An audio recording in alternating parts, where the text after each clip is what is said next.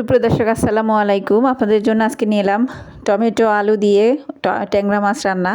তার জন্য প্রথমে পাত্রে আমি পরিমাণ মতো তেল দিয়ে দিলাম, এরপরে দিয়েছি স্বাদ অনুযায়ী লবণ।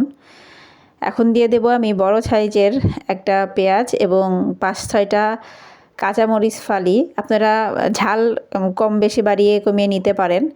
এরপরে অ্যাড করব আমি হলুদ গুঁড়া 1 চা চামচ, মরিচের গুঁড়া দিয়ে দেব আমি 1 টেবিল চামচ, এটাও ঝাল অনুযায়ী আপনারা যেমন খেতে চান। এরপর দিয়ে দিয়েছি ধনিয়া গুঁড়া 1 চা চামচ।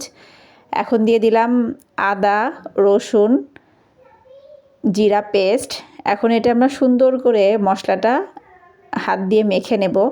আমি যেহেতু আজকে মাখানো তরকারি রান্না করব, তো সবজির সঙ্গে আমি মশলাগুলা সুন্দর করে মাখানোর জন্য আগে মশলাগুলা সব একসঙ্গে মাখিয়ে নিচ্ছি। এরপরে এর সঙ্গে আমি সবজি অ্যাড করব। তো আমি আজকে যেহেতু কাঁচা টমেটো এবং আলু দিয়ে ট্যাংরা মাছ রান্না করব, তো সেটা এখন দিয়ে দিচ্ছি আমি এগুলো একটু চিকন চিকন লম্বা করে কেটে নিয়েছি। যেহেতু ট্যাংরা মাছটা ছোটো সাইজের, এই জন্য এগুলো একটু চিকন চিকন করে দিয়ে নিয়েছি। তো আপনারা এভাবে সাইজ অনুযায়ী কেটে নেবেন এবং সুন্দর করে হাত দিয়ে আলতো হাতে এটা কিছু সময় ধরে মাখিয়ে নেবেন, এতে করে টেস্ট ভালো আসবে। এখন আমি এর সঙ্গে অ্যাড করব আমার সেই ট্যাংরা মাছগুলো আমি সুন্দর করে লবণ দিয়ে ধুয়ে নিয়েছি। এখন এটার সঙ্গে আমি আলতো হাতে মাখিয়ে নেব।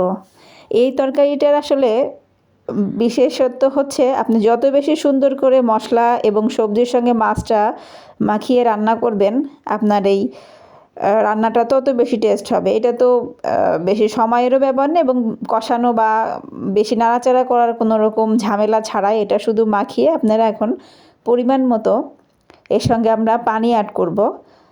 আমরা একবারেই পানি দেব, এরপরে আর কোনো পানি অ্যাড করতে হবে না, যেহেতু আমাদের কষাইতে হবে না তরকারিটা।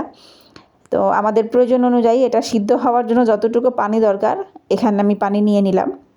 নিয়ে এটা সুন্দর করে আমি পানির সঙ্গে সবজিটা যাতে ডুবে থাকে এভাবে আমি একটু হাত দিয়ে এটাকে সুন্দর করে মিশিয়ে নিলাম। এখন এটা আমি চুলায় দিয়ে দেব।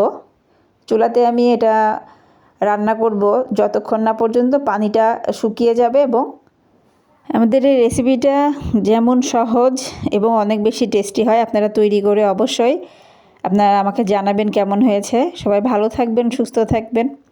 আল্লাহ হাফেজ।